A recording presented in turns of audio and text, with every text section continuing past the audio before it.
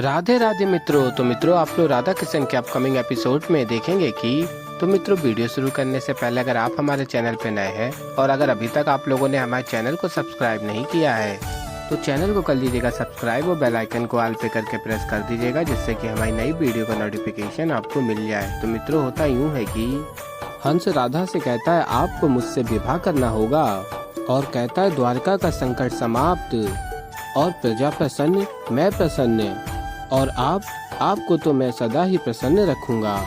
और तभी बलराम दाऊ कहते हैं दुष्ट, तेरा इतना दुस्साहस। राधा से इस प्रकार की वार्ता करता है और तभी बलराम दाऊ अपने अस्त्र का आवाहन करते हैं और हंस के ऊपर प्रहार करते हैं और तभी हंस अपने अस्त्र से बलराम दाऊ का प्रहार रोक लेता है और तभी बलराम दाऊ स्मरण करते हैं इसने हंसते हंसते मेरा आक्रमण रोक दिया। ऐसा कौन सा शक्तिशाली अस्त्र है इसके पास। और फिर हंस कहता है बल बुझाओ में नहीं, बुद्धि में होता है। युद्ध से पहले शत्रु का सामर्थ्य जान लेना आवश्यक होता है। और फिर कहता है अच्छा किया, मैं तुमसे लड़ना नहीं चाहता क्योंकि होने वाले संबंधियों में प्रेम होना चाहिए। तुम्हारी द्वारिका में मैंने विवाह संबंध का प्रस्ताव रखा है, चलो प्रेम से बात करते हैं ना। और फिर हंस कहता है राधा, तुम सोच समझ के उत्तर देना, बहुत कुछ दाव पे लगा है। और तभी दाऊ स्मरण करते हैं कान्हा तुम अब भी चुप क्यों हो। और फिर आगे आप लोग देखेंगे हंस कहता है द्वारकाधीश श्री कृष्ण को बोलने की कोई आवश्यकता ही क्या है, उनकी ओर से हाँ ही होना चाहिए। और कहता है अब राधा को सुयोग्य पति मिलेगा और द्वारिका को शांति। और हाँ, यदि मेरे विवाह के प्रस्ताव को राधा स्वीकार करती है तो मैंने जिन लोगों को पकड़ा था उनमें से आधे को मैं यहाँ छोड़ दूंगा और आधे शेष आधों को लेकर चला जाऊंगा। और कहता उन लोगों को मैं छोड़ूंगा या नहीं छोड़ूंगा ये राधा पर निर्भर करता है। और कहता मैं जानता हूँ किसी को विश्वास नहीं हो रहा है, पर हंस जितना प्रेम में सच्चा है उतना ही अपने वचनों पर भी। और फिर आगे कहता है कुछ को छोड़ दो और कुछ शेष को साथ ले चलो, इन्हें भी ज्ञात होना चाहिए राधा से मैं प्रेम सच में करता हूँ और उसी से विवाह भी करना चाहता हूँ। और कहता जो भी तुम लोग सुन रहे हो वो सत्य है, यही मेरा प्रस्ताव है। ध्यान से सुनो, तुम्हें सब कुछ मिल सकता है, हीरा मोती सुंदर घर, जो भी तुम चाहो वो सब मैं तुम्हें दूंगा, यह मेरा वचन है अगर तुम मेरे प्रस्ताव को स्वीकार करती हो तो। और फिर मित्रों, आप लोग आगे देखेंगे कि राधा स्मरण करती हैं कृष्ण कुछ बोल क्यों नहीं रहा है। और फिर मित्रों, आप लोग आगे देखेंगे कि डिंबक कहता है ये तुमने क्या किया हंस, इतने दिनों से मैं तुम्हें समझा रहा था क्या करना है, क्या उचित है क्या अनुचित, और तुमने मेरी नहीं सुनी और एक साधारण स्त्री के लिए तुमने ये सब। और तभी हंस कहता है कह सकते हो तुम, क्योंकि जो तुमने उसकी आंखों में नहीं देखा पर मैंने देखा, अनुभव किया है, वो कोई साधारण लड़की नहीं है। उसे देखकर ही लगा वो जो कुछ भी चाहेगी उसे मैं मना कर ही नहीं पाऊंगा। तू मेरा छोटा भाई है, तू नहीं चाहता कि मेरा विवाह हो, मैं इतने लोगों का बंधन बंधा रहा हूँ। और फिर डिंबक कहता है सच कहूँ, जब मेरे शब्दों का कोई असर तुम पर नहीं हुआ, अब अगर उस स्त्री के कारण सच में खुशी से और शांति से जीवन व्यतीत कर पाओगे और कुछ गलत नहीं करोगे तो मैं तुम्हारे साथ हूँ भ्राता, और तुम्हें ये सुनिश्चित भी करूँगा उस राधा का विवाह तुमसे हो, भले कोई भी हो। और तभी हंस कहता है मुझे मेरे भाई से यही आशा थी। और फिर मित्रों, आप लोग आगे देखेंगे कि राधा भागती हुई जा रही होती है और कहती हैं क्या कर दिया ये मैंने, कृष्ण ने मुझे मना किया था वहाँ जाने से और मैंने बात नहीं मानी और वहीं चली गई। यदि मैंने कृष्ण की बात मानी होती तो इतना उत्पाद ही ना होता, क्यों कृष्ण की बात नहीं मानी मैंने। और फिर मित्रों, आप लोग आगे देखेंगे कि कृष्ण जी आ जाते हैं राधा के समक्ष और फिर कृष्ण जी राधा से कहते हैं जो होना था वो हो चुका है राधा, अब दुखी होने से क्या अंतर पड़ेगा। और फिर राधा कहती हैं क्योंकि मुझसे अपराध हुआ है कृष्ण, क्या करूं मैं। और तभी कृष्ण जी कहते हैं सरल है, यहाँ देखो एक ऐसी समस्या आ गई है कि मैं तुमसे बात करना चाहता हूँ और तुम मेरी ओर मुख कर ही नहीं रही। और इस समस्या का समाधान यही है कि जैसे मैंने इस समस्या का समाधान निकाला तुम भी इस समस्या का समाधान अवश्य ही निकालोगी।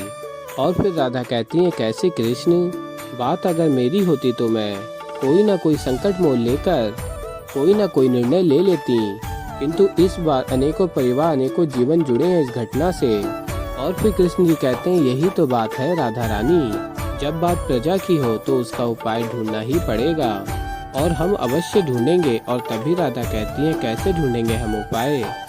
और कहती है राधा, कृष्ण, मैं विवाह के लिए हंस को हाँ तो नहीं कर सकती ना, और उसकी शक्ति की तो कोई सीमा ही नहीं है।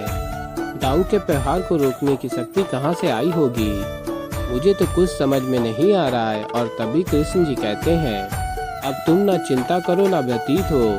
और फिर राधा से कहते हैं आगे, जब तुम चिंतित और व्यतीत होती हो कदापि अच्छा नहीं लगता, मैं कोई ना कोई समाधान अवश्य निकालूंगा। और फिर राधा कहती है, पक्का। और फिर कृष्ण जी कहते हैं, पक्का, अब शांत हो जाओ। और फिर मित्रों आप लोग आगे देखेंगे कि कृष्ण जी स्मरण करते हैं, जिस घटना को तुमने भोलेपन में आरंभ कर दिया राधा, उसका हल सरल नहीं है। अभी हंस की शक्ति के बारे में मुझे पहला ज्ञान हुआ है, ये तो बस प्रारब्ध है। और फिर आगे आप लोग देखेंगे कि द्वारकावासी कहते हैं, आज अगर राधा ना होती तो किसी का भी छूटने का कोई उपाय नहीं होता। वो हंस अत्यंत शक्तिशाली निकला। यदि राधा के लिए उसने इतने लोगों को छोड़ दिया है तो सोचो, यदि राधा ने विवाह के लिए हाँ कर दी तो हंस नामक बला ही टल जाएगी। और फिर द्वारकावासी कहते हैं, मुझे लगता है कि हमें श्री राधा से ही बात करनी चाहिए। और फिर आगे आप लोग देखेंगे बलराम दाऊ अत्यंत दुखी हो रहे होते हैं। और तभी रेवती जी आती हैं और कहती हैं, अरे आप इतना क्रोधित क्यों हो रहे हैं। और फिर बलराम दाऊ कहते हैं, समझ नहीं आ रहा कान्हा अब तक मौन क्यों है। और कहते हैं, एक सामान्य सा असुर हमारे राज्य में आकर हमें विवश करके हमारा उपहास उड़ाकर हम पे हंस के चला जाता है और मैं कुछ नहीं कर पाता हूँ, हाथ पे हाथ धरे बैठा रह जाता हूँ, ये बहुत असहनीय है। और तभी रेवती जी कहती हैं, आप अपने आप को दोषी मत ठहराइए। और कहती हैं रेवती जी, इसके पीछे अवश्य ही कोई कहानी होगी। और तभी बलराम दाऊ कहते हैं, क्या कहानी होगी, कोई कहानी नहीं है रेवती जी। और तभी कृष्ण जी आ जाते हैं और कहते हैं, रेवती भाभी उचित कह रही हैं दाऊ। और फिर कृष्ण जी कहते हैं, यह कुछ तो बात है, आप स्वयं को दोष मत दीजिए। और फिर बलराम दाऊ कहते हैं, क्या हो सकता है कान्हा, क्या कहानी हो सकती है। और तभी कृष्ण जी कहते हैं, महर्षि दुर्वासा ने मुझे बताया, हंस और डिम्बक इन दोनों का जन्म न केवल महादेव के बल से हुआ, अपितु जन्म के पश्चात महादेव का कठोर तप करके उन्होंने महादेव से शक्ति प्राप्त की है, अस्त्र प्राप्त किए हैं। जो अस्त्र आपने हंस के हाथ में देखा वो महादेव का दिया हुआ अस्त्र है। और फिर कृष्ण जी बताते हैं, अब तक उन्होंने अस्त्र का उपयोग नहीं किया है, द्वारका में कोई उत्पाद नहीं मचाया है दाऊ। सोचिए, यदि युद्ध होता है तो क्या होगा, उनके साथ युद्ध होना इस समय, इसका अर्थ ये है कि हमें पराजय को गले लगाना होगा।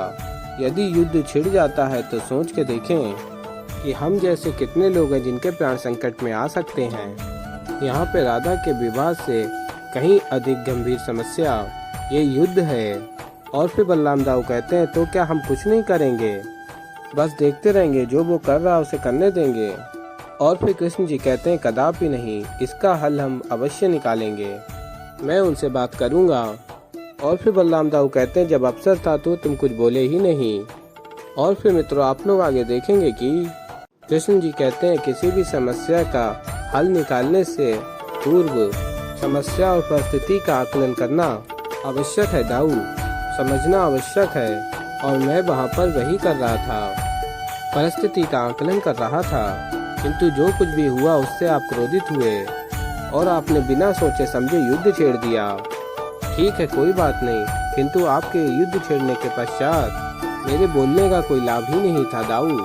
किंतु चिंता की कोई बात नहीं है दाऊ, मैं कोई ना कोई हल अवश्य निकाल लूँगा, उचित समय देखकर मैं उनसे बात अवश्य करूँगा। आप निश्चिंत रहिए और स्वयं को दोष मत दीजिए। तो ऐसे ही मित्रों आगे और भी बहुत कुछ देखने को मिलेगा आप लोगों को। तो अभी के लिए इस वीडियो में इतना ही।